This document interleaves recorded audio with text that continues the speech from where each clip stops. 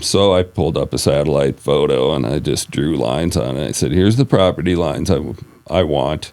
Here's how much I want to get it for. Here's the terms I have. And this newer agent that we're using, I took a hack on the price. And she said, well, you sure you want to do that? I don't want to. And I said, insult them? And she said, yeah. And I said, well, let me tell you, what I tell my clients is, I'll insult people for you all day long.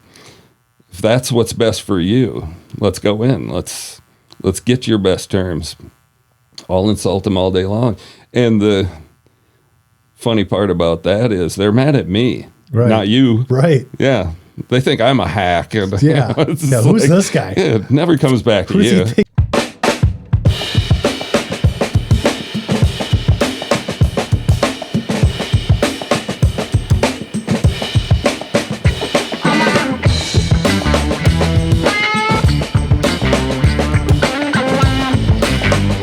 Jeff's back in the room. Back in the house. Yeah. Yeah. Got a little traction off the last time I was here. That was kind of fun. You know, got some people involved in it, and they found some value in in some of the stuff that we talked about. So good. That was good. Yeah, we cut some reels for you, which was fun. Yeah.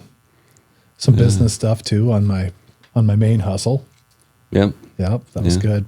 Got another one. I'm waiting tomorrow. That will get cast out into the world of social media tomorrow. And so it's funny, like people from your past that you kind of forget were real estate agents. Mm-hmm. They come and chimed in on some of the pitfalls that happen inside of a real estate transaction. So I was like, God, I forgot that my friend was a real estate agent. And so she was one of the commenters on that, and she'd seen it before too. Yeah, sure. Yeah. Yeah. I think if you're around for a while, you're gonna see that guy pulling up into your office with his new truck since his loan application. Like, yep. All right. The fear of every lender. You've talked with them, you see them pull up, and there's white plates. Not license plates, but the white plates. Yeah. There's trouble brewing right there. It's your very first question when they walk in is not how you doing. Your first question is, what is that in the parking lot? What is that with the dealer sticker still on it? Tell me that's your mom and dad's and you're bringing it home. Or what is the payment on that? That's the most important question we have right now. Yeah. Did that change? Yeah. Well, and that's part of today. Now we're talking business, and I've said I don't want a real estate podcast, but got stuff eating at me, and you and I have talked about it. So it's like let's roll with some of that. This one could be the one, real estate one, and kind of gets down to my issue that I was venting to you about as it was happening was, about education and ethics. And how I just think it's too easy to get into both of our businesses. That'd be great if there was some level of requirement of leadership, and training. But to get a license, I came up here and I said it would wake me up on my worst hangover day and I could pass that exam. And probably not a popular topic with my peers, that I'd like it to be harder, a little more stringent.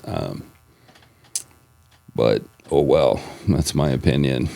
Well, and so you brought up a point. You said, I could pass this test on my worst day of hangover. So do you think that if you looked at this kind of in totality, just based on the last couple of years, interest rates were higher, markets were challenged, needless to say.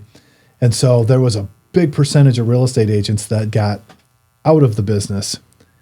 But as crazy as it seems, that void gets filled pretty quickly.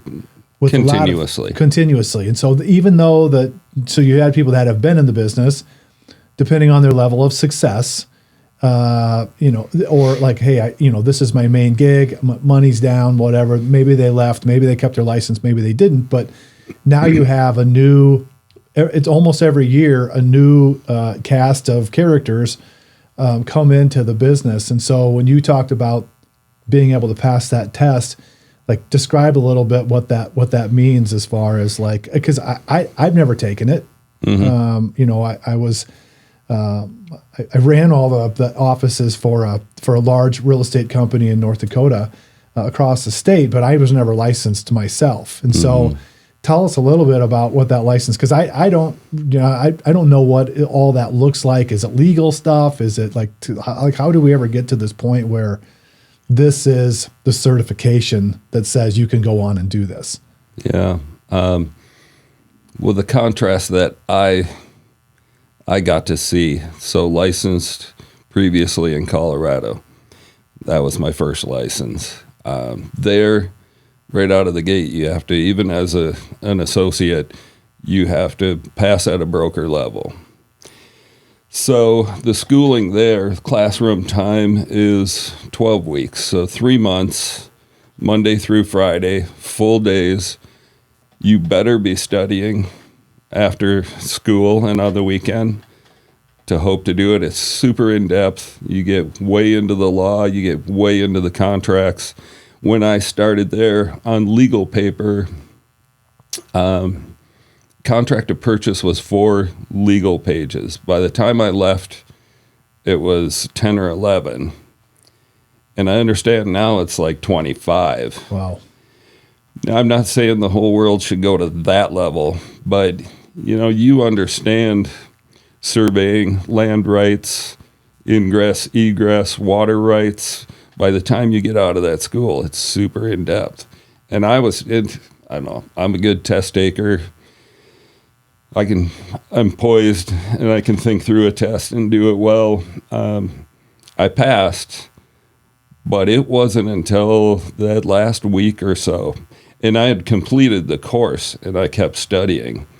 And that last week or so that I finally felt I was there. My instructor, he would do Fridays after class, and you could stay, and he would wrap off questions. And no putting your hand up, just bark it out if you know it. And those first couple of Fridays, I thought, I'm never going to get it. And it was the last one that I attended. And I'd sit in the front when I'm paying for a class. I'm going to be right up front. And I was just spanking them as they were coming. And, 10 minutes in, he stopped and he said, "You're ready for the test, by the way." But up here. Well, let me stop you for 1 second, because I think that I hate using the word dumb it, or the phrase dumb it down, because it makes it sound like someone's dumb. But I think there's a lot of people that aren't familiar with, because when you just mentioned at a broker's level, can you describe what that is? Because some people might say, what does that mean at a broker's level? Because I think that ultimately people think you get your license, you can just run out and go sell real estate. Talk just a second for what does that look like with your license? Like where do you have to go somewhere? So most states are set up to where you're at a associate. Some of them call it a sales level. You've just passed the basic exam, but you have to hang your license under a broker, which is another level of education and commitment and responsibility. It's a broker's job to kind of mentor and check your work. Right. And to this day, I get a second opinion on contracts that I write.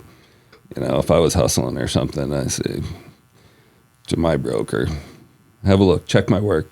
And they're kind of sure this is clean. They're to a degree your legal representation, so to speak, as well. Yeah, it's their responsibility. It's really their name on it. Right. Yeah. So that's the case here in most states.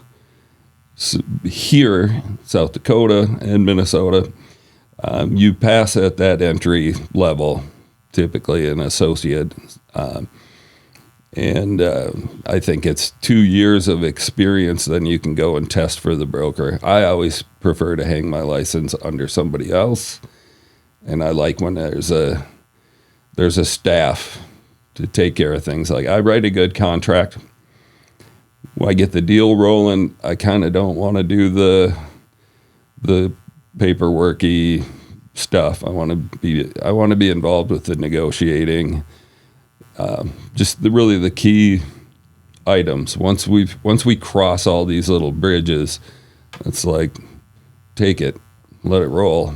Let's go get the next one going. I monitor all the time. What are some of the little paperworky things? Because I think the general population sees as a real estate agent, because TV obviously really distorts what a real estate agent does, because you're getting followed around the camera, and they don't want to show you all the gritty details. They just want to show you working with a client, and you come up with all these brilliant ideas, and next thing you know, they're just in love with you and enamored by the whole contract. We know that's not always the case, but it's not just taking a client, showing them a home, writing a contract. Like, what are some of those things that happen, like almost immediately? Someone in the audience, something immediately that happens right after the contract. Like, what are some of those little paperwork steps that have to happen? Well, there's the scheduling of the events that are going to happen. So you have to know, when your loan docs, are they all here? That kind of stuff. Inspection, appraisal, getting that stuff down, and that I do go through, and I make sure it's in my schedule, so there's a heads up, and half of the time, so I can monitor that other side and make sure they're getting their stuff done. Some little reminder about y'all set for inspection tomorrow. Yep. So this doesn't just go by, and now we've missed a deadline and we're technically out of contract. It's things like that are taken so lightly in this environment that I'm in now. It's just stuff happens.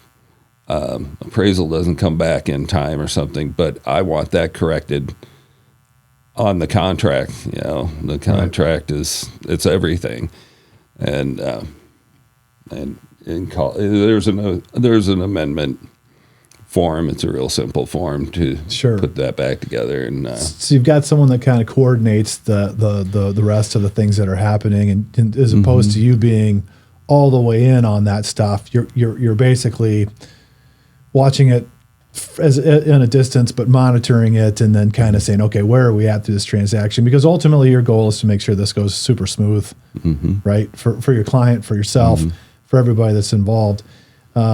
So before we go down that hole, that you were talking to them about South Dakota and Minnesota. So what are some of the big differences? Because I'm assuming you're some of the, I don't want to use the word grievances, Jim, because as a real estate agent, you're part of it. Yeah. But let's just use it for the exercise of today.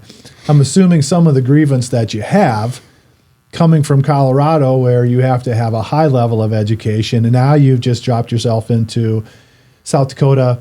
You've got your roots from Minnesota, and so now you're in two states where not quite as complicated for you to get the license.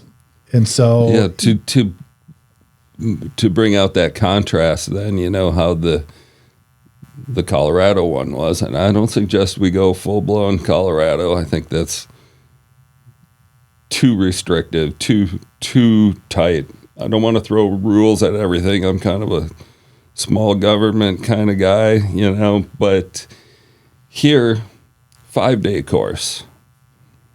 Study a little bit in the evenings, but you got Monday through Friday. You're done with your classroom at that point. And it just puts people out there. For one thing, their ethics are just not, it's not driven into them the way I think it should be. And I think that's huge. There was a statistic that back when these interest rates that were so stellar for a while, just unbelievably good, started jumping up. And at that point, what was that, a year and a half ago or something, whenever that bump came. Interesting statistic that of licensed agents nationwide, 90% of them have never seen an interest rate over 4. So it tells you how many rookies there are. Right. Coming here and on both sides of transactions, you take in the 3.5 years I've been working here locally, you take any 4-month section of that time, and I've seen more poorly written contracts than I saw in Colorado in 11 years. And it's just, we're giving them the basics and then sending them out there. And I just think this job is too important. You're dealing with somebody's biggest transaction of their life, their most valuable thing they've ever owned, and they're counting on you. And, I had one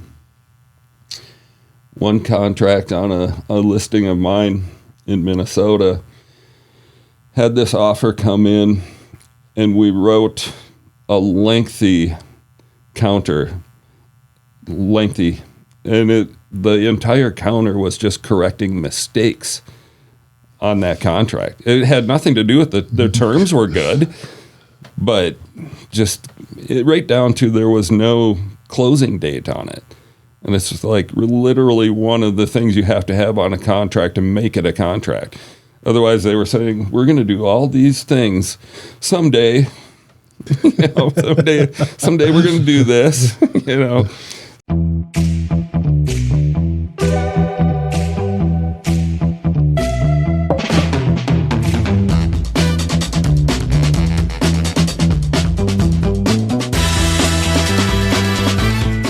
So, and the one that got me kind of, you were a little bit of a sounding board on the one as I had to vent. And this contract on a listing of mine, the entire transaction read like an ethics question on a state exam, which are all real case scenarios, by the way. Right. They actually happen when you're reading through those. And it was just at every turn. And I kind of leaned on you because of your world and your knowledge. And I had asked you at one point, and I kind of knew what my answer was going to be, but do you look at a contract, that comes in that you're doing a loan on? Do you My read answer was through it? yes, by the way. It was a typical of you. It was in-depth and lengthy answer, but yes, of course, because I've got to make sure this all rolls. In that situation, it was verbal kind of negotiations up front, and will you take FHA? And I said, no, we're not offering FHA on this house. And it was getting late in the year, and we weren't going to get paintbrushes out and stuff at that point to pass FHA appraisal, which is a little pickier. And as far as peeling paint and cracked windows and window screens, and usually simple stuff. But I had told that other agent, I said, no, I walked out this morning and the dog's water bowl was frozen solid, cash or conventional at this point. And he had mentioned that, well, his client could scrape up the down payment for a conventional, and we had already talked about that and said, write it up. And he wrote it conventional and proceeded to just go FHA. And, that's when I called you and I found out about that. And I don't find out until a couple of weeks later when I get asked for the FHA amendatory clause. I'm like, why would we need one of these? So it was basically, there's no getting around it. It was basically a conspiracy. We're writing conventional, and when I called them on it, the lender, the agent, I didn't talk to the appraiser directly, but they all just poo-pooed it and just said, we didn't think it'd be a problem. Like, it's the contract, and you shouldn't come out of real estate school not thinking that the contract is God. It's written in stone. It's what you put your name on. And they just proceeded to go FHA all the way down the line. The agent, the lender, and the appraiser. And I know everybody sees the contract, and nobody questioned why are we doing FHA on a conventional contract. That's like that stuff's a big deal to me. Yeah, it's a communication breakdown, really from the beginning. And obviously the way the contract was written says this is the path that we're going. Yeah. Everyone agrees to it. And then, who knows what's transpired at that point? Is it was everyone aware that it was actually going to go FHA? Perhaps. But once it gets to that point, then it's like, okay, now the phone call has to come to Jimbo and say, hey, man, the conventional thing doesn't work.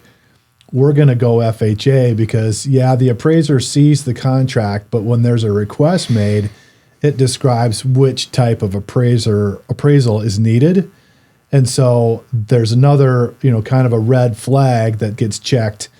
And quite frankly, even on the lender side of it, there's a red flag because once that appraisal comes back, an underwriter is going to see that there's a contract that says conventional. There's an appraisal that says FHA, and they're typically going to say, we need an addendum stating that this loan program changed to the contract. So all of those things, to your point, they have to line up. And when they don't, there's a big timeout that has to happen. And normally in my world, that usually starts with the lender will say, hold time out. Why was this written conventional? We can't go that direction. I need you to go visit with the listing agent and say, is there a way we can make this work FHA? And maybe in that particular instance, it's can we do a work escrow? Can we do these types of things? And eventually, it's probably what happened anyway. You either had to go make some repairs, but like, what was the solution? Because obviously the property needed some work. Yeah. Now you've discovered that it's FHA. It doesn't sound like we can go back to conventional. And so you've got two options from the way I see it. You can either pull the contract back, which the lender at that point could say, you don't qualify conventional. I can decline you. And now you're sitting in a weird situation because you're like, okay, well, you just got a decline letter. We knew that was supposed to be a conventional loan in the beginning. We've gone so far, like where do we stop? So let's stop the whole thing and list it again? Or do we move forward and go through probably a painful process to get the property up to snuff, meet the requirements, delay the closing, and now everybody's life turns upside down to some degree? Yeah, that's basically what your options are. The other thing I was doing was we're technically out of contract right out of the gate. Right. So keep the dialogue open here. And this is all of my fiduciary commitment to my client. So you have to stop all the time and say, what's best for the client? Mm-hmm. And I take that super seriously. So like you say, you hit the brakes, keep the dialogue flowing here, frantically over here, trying to get a backup offer set up so I can just say, go away with your sketchy business. Right. Right. So, and even had one that said, well, my client's not going to make an offer as long as that other one is still doing something. Well, okay, now revert back to what's best for my client. I jerk this one away, this sketchy one that I don't like. Now we've got nothing to work with. Promise of an offer, and I don't even know what that's going to be. Right. Could be put your shin pads on. This one's coming in low, Yep. And so, it was just a juggling act. It was a couple of weeks of just, that's harder and gray in the beard. Put it that way. So you came up with a solution. How did you end up? We worked through it. You closed it. We worked through it, and but it wasn't really comfortable ground. It was letting the agent and the agent's client get in and do some work, and then I don't like that, not monitored. So I'm saying I need to know who's doing work when they're going to be there. And one was an electrical thing. It was simple, do it yourself all day long, but it's not your house. It's my client's house. Well, I've done this kind of thing many times, and I used to do it for a living. Well, are you licensed now? No, Right. Well, no. Like, get someone who's licensed in there. I want this on somebody. My listing burns down before closing, and Right. nothing's on you. Right. Yeah, we're gonna have some safety nets here. Yep. Need some And bond. I just don't like that casual way of doing things. And I like to put together a smooth deal where it's win-win all the way around. And everybody's happy, and seller gets to move on with their life, and buyer gets their dream home, and they're excited about it. But underlying, there's a fiduciary commitment. It's adversarial. So yeah, we're gonna do this and try and work out something, obviously, that works for everybody. But all the while, you have to keep your client in mind, and a lot of people throw that out the window. I just was talking to somebody over the weekend who used to be licensed, liked buyer agency, so he built a business that was just buyers. And some people do that. I don't get it, but it's not my style. I list and sell. But and he said, we're all, when it comes down to it, we're all working for the seller. I'm like, I couldn't disagree more. I just met this guy out of the blue, and I had to give him my opinion. I'm like, no, you don't. It's part of if I meet somebody, an open house or something, they're looking to buy in Sioux Falls, and talk to them about agency. And I always say, has anyone talked to you about buyer agency? Do you know how it works? No, I don't. Well, as your buyer's agent, it's my job to find you the most house on your best terms for the least money and protect you through that whole contract. And cool thing is, up until this point, it's negotiable, but up until this point, over 500 transactions, the seller's always paid my commission. So ironically, they're paying me to beat them up for you. And I take that seriously. I don't come in like a badger, just, Right. chewing, just coming out of the gate. That's no way to start a deal. But, I'm gonna represent with a smile on my face and be civil about it. But my client is my client. I'm there to fight for him. Yeah, it's kind of an unusual comment. Say all of this is done on behalf of the seller, because I just think about the homes that I've owned. When I made the decision that I was going to buy my next house, whether it was on my own or with my spouse, I never sat back and thought about the seller one moment until I actually was in the position where I was going to do it. And once I've got an approved offer, I don't sit around for the next 30 days or 45 days until we close wondering how the seller is doing throughout the whole transaction. In fact, an interesting story as well, it kind of goes along with that. When we were moving back here from Fargo, we did find a home. We went under contract. And for those of you that never have done this or don't know, you have the ability to get a home inspection. And if it's written in the contract that there's a contingency on that home inspection, you don't have to say why or which dollar amounts. You get the home inspection. At some point, you can say, I no longer want the home, and walk away and get your earnest money back. And so we had a home inspection done. And at that point, after we reviewed it with the home inspector, we decided this just wasn't the house for us. Nothing major with the home, but the future 5 years looked to be like it was probably going to be fairly expensive.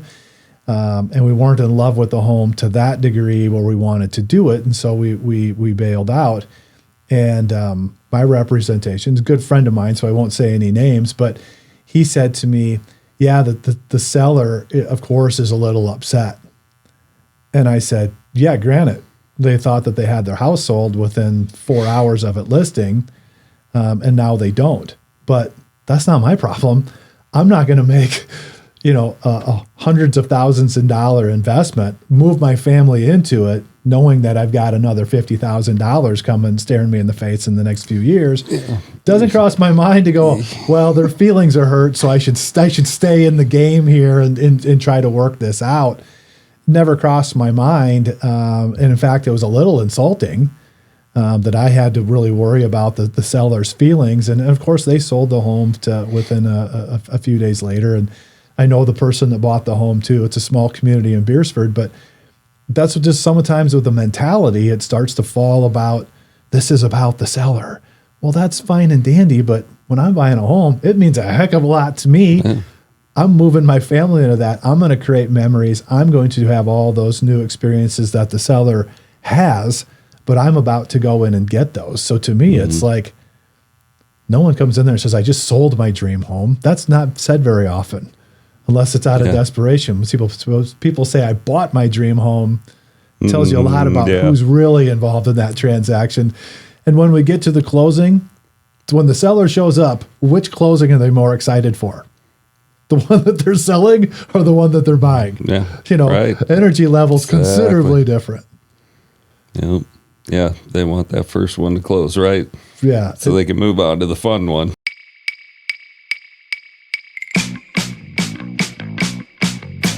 Ooh.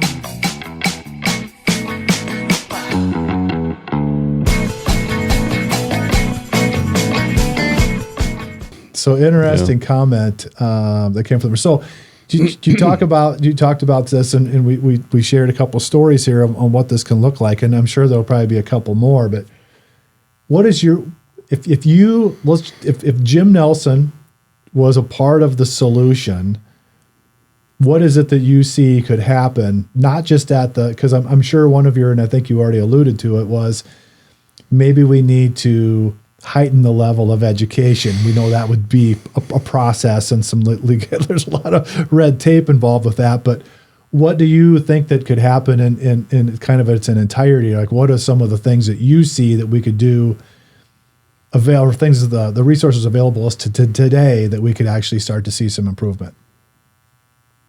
It all comes down to education and ethics.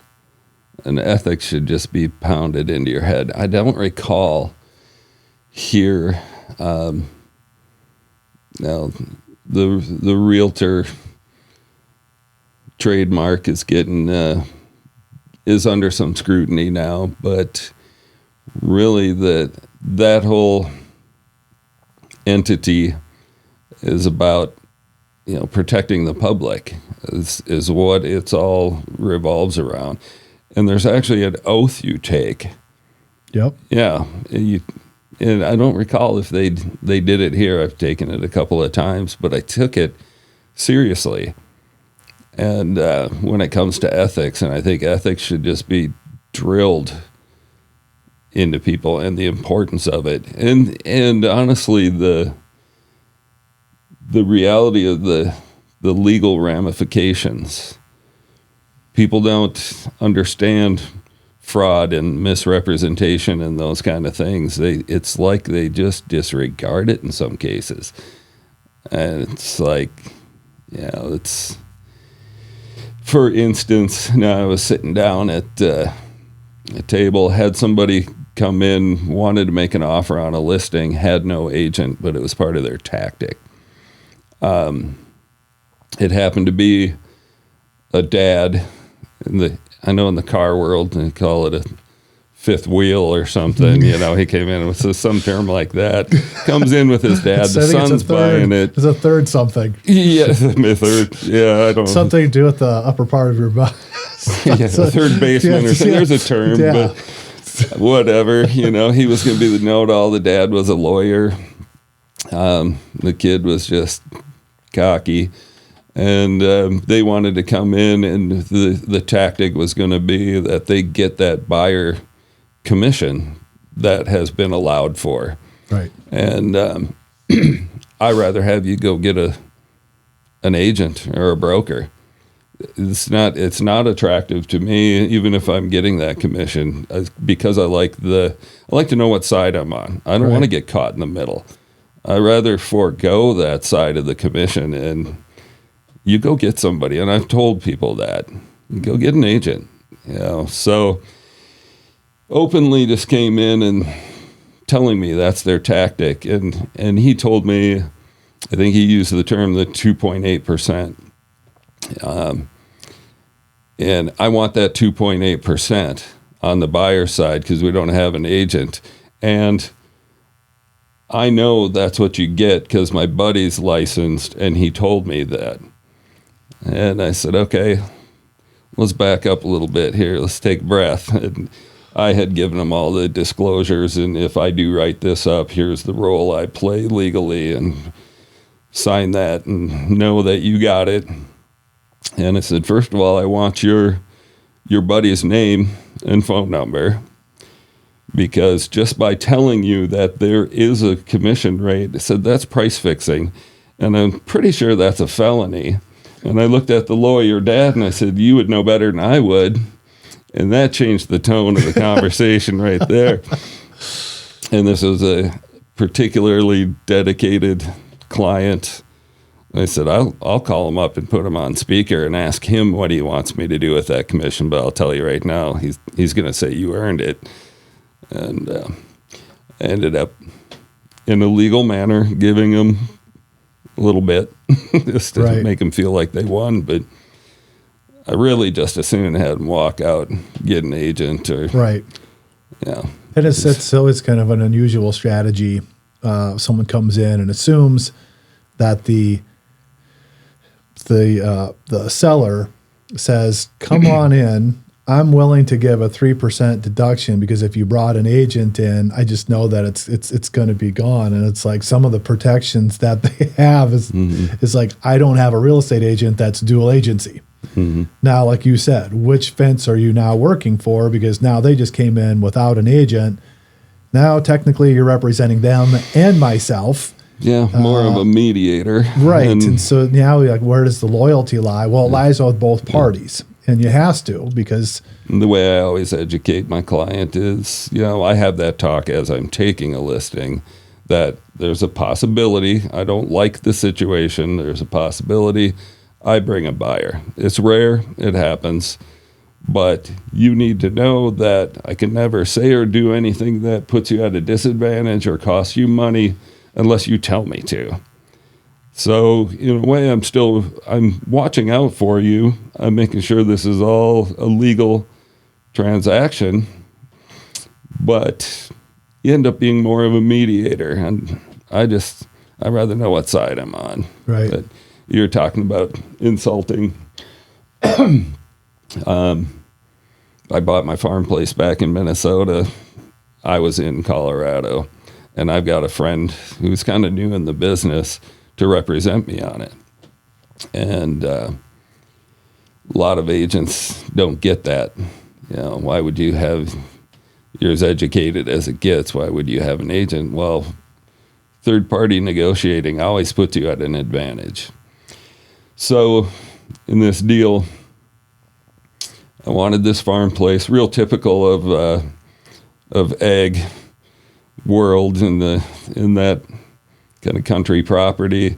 They didn't want to give up the tillable ground on either side of the driveway coming in, which was about 4 acres. Well, I didn't want to drive through their property back to my property. So I pulled up a satellite photo and I just drew lines on it. I said, here's the property lines I want. Here's how much I want to get it for. Here's the terms I have. And this newer agent that we were using, I took a hack on the price. And she said, well, you sure you want to do that? I don't want to. And I said, insult them? And she said, yeah. And I said, well, let me tell you, what I tell my clients is, I'll insult people for you all day long. If that's what's best for you, let's go in. Let's get your best terms. I'll insult them all day long. And the funny part about that is they're mad at me, Right. not you. Right. Yeah. They think I'm a hack. And, Yeah. it's Yeah. Who's this guy? Yeah, it never comes back to Who does you. he think he is coming Yeah. in with this kind of offer? Yeah, who's this a-hole? Well, and don't you actually have a legally responsibility if the offer comes in? Do you have to present it? Yes. Yeah. Yeah. So it really didn't really matter. Even after you're under contract. So regardless of how she felt, she still had a responsibility to go present it anyway. And if they wanted to laugh at it, they certainly have the right to. But on the same token, it's like you just said, who cares? Goes back to like someone's feelings are hurt. Yeah. This is a business transaction. It's a business transaction. We're not in love. This isn't a proposal. Yeah. I'm trying to buy your house, and this is what I think that it's worth, or this is enough to entice me to buy it. Yeah. Let's look at it from and it's a starting point, and you kind of have to be foolish to take it personally or be insulted. Well, just throw it out there. What happens is you've lived in the home, you've created the memories, you may have had kids. Yeah. Or not having kids beforehand. So now all of a sudden you've got all these magical moments that have happened in your home. There are some situations where the moments aren't magical inside of the home and they can't wait to get the house from a divorce situation or something where they're not amicable. But most of the time that sale is heartfelt and there is some emotional attachment to it, which complicates the real estate transaction because now I'm offended that you didn't find something of value the way that I do. Isn't that the case? What happens sometimes?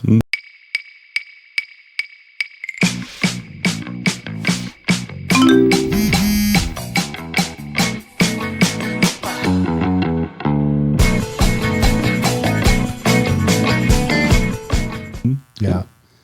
Well, it gets emotional. That's where your professional comes in. Yep. To bring it back down. Yeah. It's like if I were to go get additional education, I might, and I've even told younger agents that if you're going to get something else under your belt for education, get some marketing,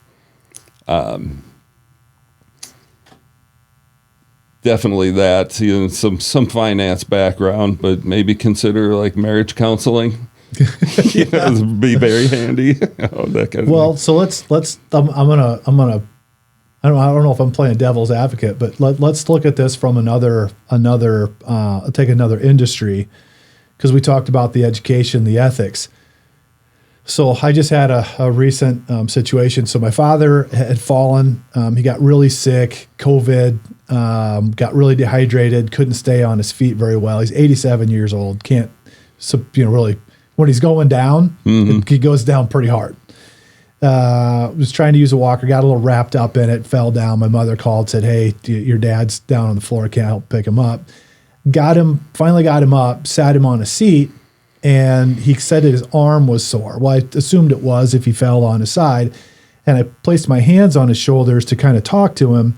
And when I did, I instantly felt on his left side, he had a dislocated shoulder. Mm-hmm. Wow. And so I told my mom, I said, call. He's a little incoherent at this point, just very, very sick. EMTs come in. I said, hey, you need to get him, we need to handle him a little delicately. His shoulder's dislocated. The EMTs could look across, from 6 feet and said, yeah, we can see it from here. Mm-hmm. Load him up, take him to the emergency room. My mom and I followed up. We came in. The ER doc said, you mentioned something about a dislocated shoulder. I said, yeah, you could see it. And he said, yeah, I don't think there's anything wrong here. I just don't see nothing. And so an hour and a half go by, and they were really concerned about his head from a fall, which is totally understandable. But through the x-rays on the head, ER doctor comes back and says, hey, through the x-rays, we noticed that his shoulder's dislocated. We had this conversation as soon as we shown up, and my mother had said, I've been married to him for 60 years. I can tell that's not the way his shoulder looks. So now looking at this from a real estate perspective, where you said, how much knowledge can you have? How much industry experience? I don't know how long this ER doctor had been in an ER doc, but assuming to get into an ER situation, you'd have to have a vast amount of education, not just your 7 years of all the education you need to become a doc, but to be in an emotional state of mind with all of the things that can happen in an ER room, from a surgery to emergencies to the smallest things, from broken thumbs and pinkies to dislocated shoulders, all those goofy things that happen. You'd think that they would be identifying those things fairly quickly, but was unable to. And I reached out to my brother and I said, man, he sat there for hours with a dislocated shoulder, and I could feel it from, just by touching him. And we had an ER doctor that kind of, excused my my thought process there. And he said somebody had to finish last in their class. Oh, yeah. And so, when we look at it from that perspective, ethics, education, you have an attorney, and maybe you are going to get convicted of a crime that you didn't commit. You're relying on your attorney to get you through the process without ending up in prison for the next 30 years. You've got a fire and rescue. You've got law enforcement. We all read and heard the stories about someone that's devoted to protect and serve, and then we find out all this unscrupulous behavior that's happened behind the scene, from dirty cops to things that are gross and manipulative and all those types of things. So I think, to some degree, regardless of where we go and look inside of the world, and I don't think real estate agents go into the business to say, hey, I want to go in there and I want to go, take drugs from drug dealers and go sell them on the street, or use my weapon to try to move people. I think people come in with the right intentions, and I believe that medical professionals do as well. I think things change at some point when money comes into play. But when you come in and say, now I've got a real estate agent, you don't need to have, I guess you can go into law enforcement by going through the academy, but like you said, 40 hours of education. I don't know what your previous education level is. I don't know anything about your background whatsoever. There are probably some, you probably have to have passed some sort of tests, background checks of some sort, I would think, to in order to get to it. But for the most part, you could have maybe an 8th grade or a high school level of education. Yeah, that's exactly right. But being able to pass a 40-hour exam, you have to have some experience with passing tests. But I look at it from that perspective.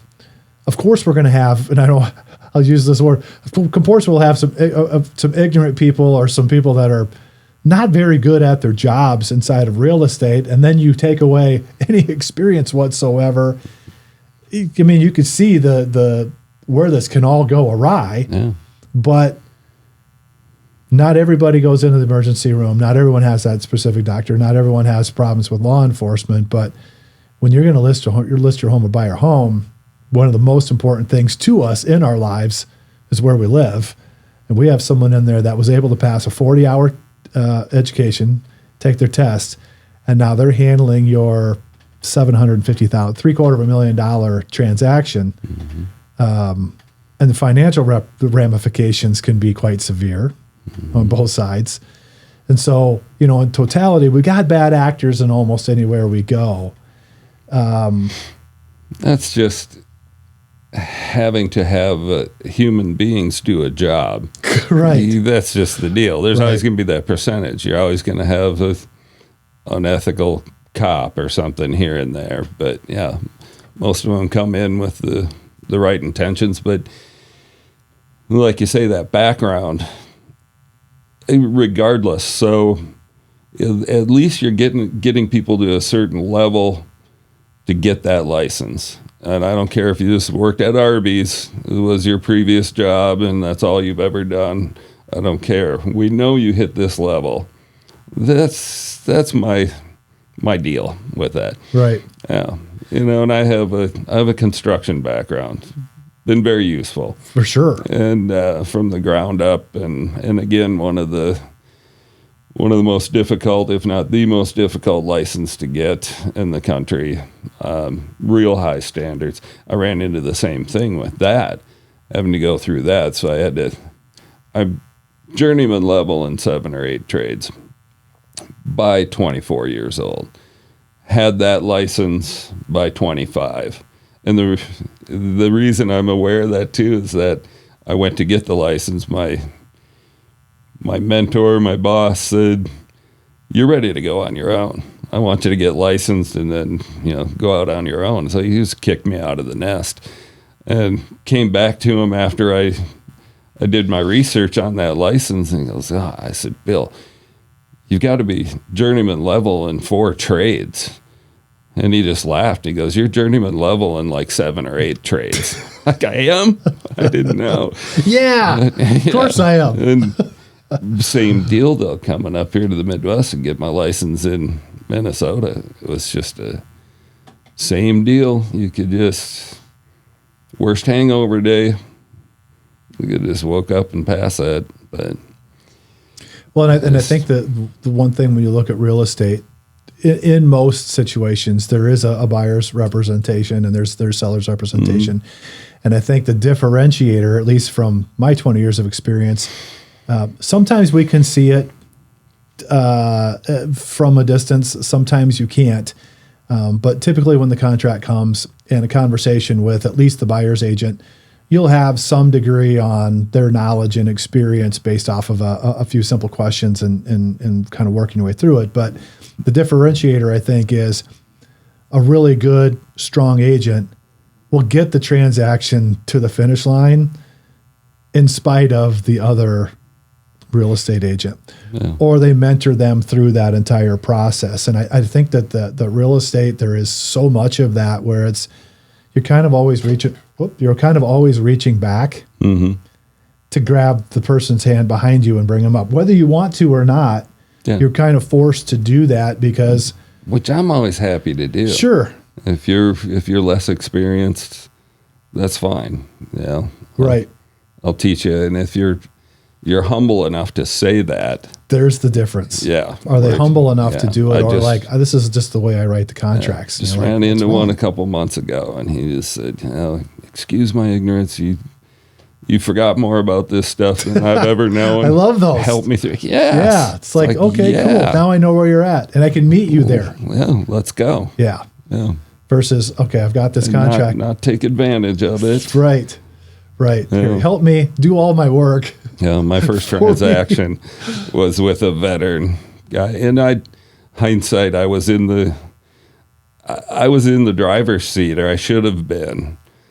Seller's market. I had the listing. He brought a buyer, and very first transaction, he just whooped my ass all the way through it, and I had the upper ground, but 6 months later, I was a whole different agent. Sure, you didn't know how to leverage it. It was like I spent the next 10 years waiting for another deal with him. So let's do this again. Yeah. Let's see how this goes. Let's spar. Let's spar one more time. Everyone has a day one.